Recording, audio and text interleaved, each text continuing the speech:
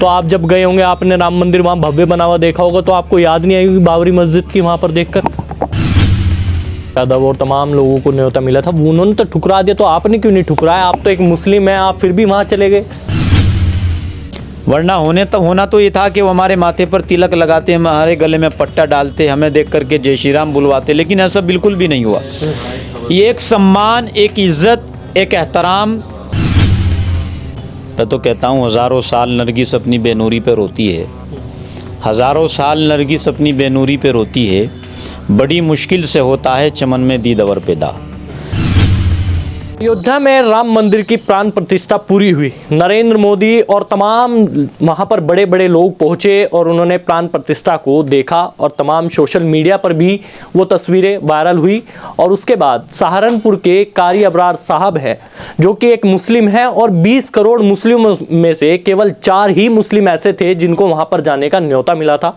और आज हमारे साथ कारी साहब मौजूद हैं, इनसे जरा बातचीत करते हैं। जैसे वहां पर गए थे तो वहां की भव्यता को कैसे देखा और क्या ये उस पर कहना चाहेंगे? क्योंकि बहुत अच्छा माहौल था और तमाम लोग, तमाम सनातनी खुशी में गदगद थे। और वहाँ हिंदुस्तान की एक बहुत खूबसूरत तस्वीर नज़र आई जी। मैंने ऐसा हिंदुस्तान अपनी ज़िंदगी में नहीं देखा, जहाँ एक तरफ तमाम साधु संत हों, बड़े बड़े स्वामी जी हों और मुकेश अंबानी जैसे बड़े लोग हों, प्रधानमंत्री जैसे लोग हों, और वहाँ कारी अबरार जमाल को भी न्योता दिया गया हो।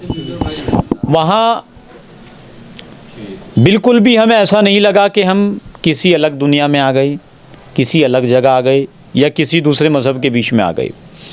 सब लोगों ने हमें सम्मान दिया और किसी ने हमें वहाँ हिकारत की नज़र से नहीं देखा। सब लोगों ने हिमायत और मोहब्बत की नज़र से देखा है। और जब वहाँ हम पहुँचे, प्रोग्राम में दाखिल होने से पहले वहाँ जूते निकालने थे, तो हमें बाकायदे कुर्सी पर बिठाया गया। हमारे अपने हाथों से उन्होंने जूते निकाले, आरती उतारी, तब हम अंदर दाखिल हुए।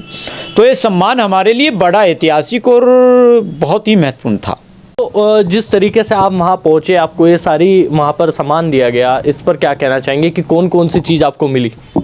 इसमें सोने की अंगूठी है, अच्छा, प्रसाद है, कई किताबें हैं, पुस्तक हैं, और एक पीतल का दीप है, और कई अच्छी चीज़ें हैं, कैलेंडर है।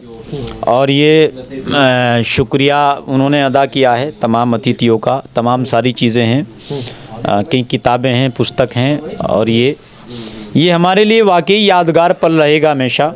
और मैं एक बार फिर ट्रस्ट के तमाम लोगों का शुक्रिया अदा करूंगा कि उन्होंने हमें वहां बुला कर के इज़्ज़त बख्शी।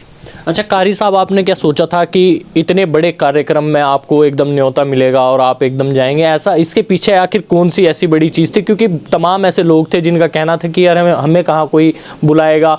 तो आपको कैसे वो न्योता मिला, या आपके इतने बड़े संबंध कैसे हुए? आप सहारनपुर में रहने वाले हैं और वहाँ तक एकदम संबंध हो गए, कुछ ही लोगों को वहाँ पर निमंत्रण मिला है, तो आपको कहाँ से इस चीज़ का वो हुआ? देखिए, ये सब कुदरत की अता है। इज्जत जिल्लत देने वाला अल्लाह है। ये वाकई ये तो हमें भी पता नहीं था हमें निमंत्रण आएगा या नहीं आएगा, लेकिन अचानक से पहले कॉल आया, फिर व्हाट्सएप पे निमंत्रण आया, फिर स्पीड पोस्ट से आया, फिर प्रवेश पत्र आया। वाकई हमारे लिए बड़ा ऐतिहासिक था और ये किसी अवार्ड से कम नहीं है। चूँकि जो लोग इस बात को कहते हैं कि मुसलमान असुरक्षित है, मुसलमानों से हिंदुओं के बीच जय श्री राम के नारे बुलवाए जाते हैं, वहाँ हमें जाकर कहीं भी ऐसा महसूस नहीं हुआ। किसी ने हमें नहीं कहा कि आप जय श्री राम का नारा बोलो, किसी ने हमारे माथे पर तिलक नहीं लगाया।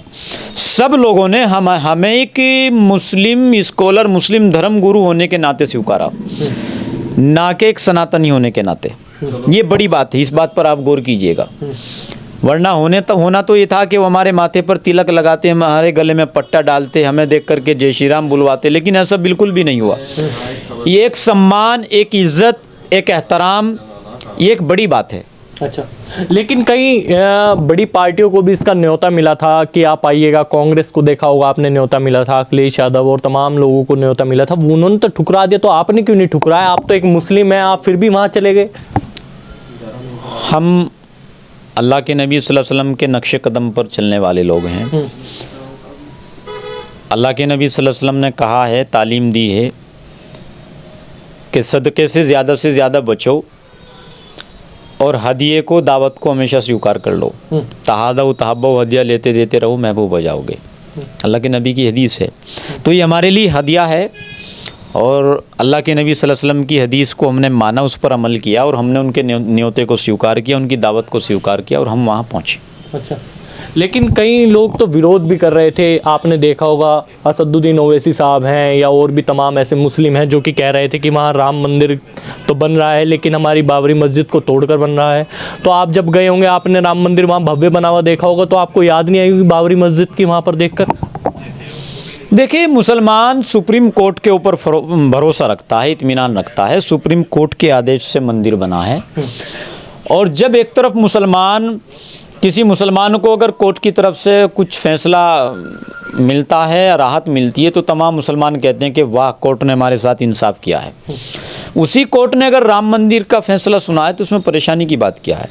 एक मुसलमान, एक मोमिन कभी दोगला नहीं हो सकता है, उसकी ज़बानें दो नहीं हो सकती और उसकी बातें अलग अलग नहीं हो सकती।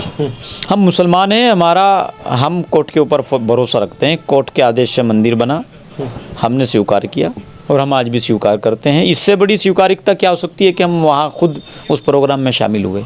अच्छा, एक आखिरी सवाल है मेरा आपसे। आप एक मुस्लिम हैं और पहले भी मैंने आपसे पूछा था कि आप एक शायरी भी करते हैं, तो शायरी और मुशायरे में भी आप जाते रहते हैं। तो अब क्या राम के नाम पर आपने कोई शायरी सोची होगी, क्योंकि भव्यता देख कर आए हैं वहाँ पर? देखिए, बड़ा ऐतिहासिक पल था आप सब लोगों के लिए। लगभग बहुत सालों के बाद ये खाई दूर हुई।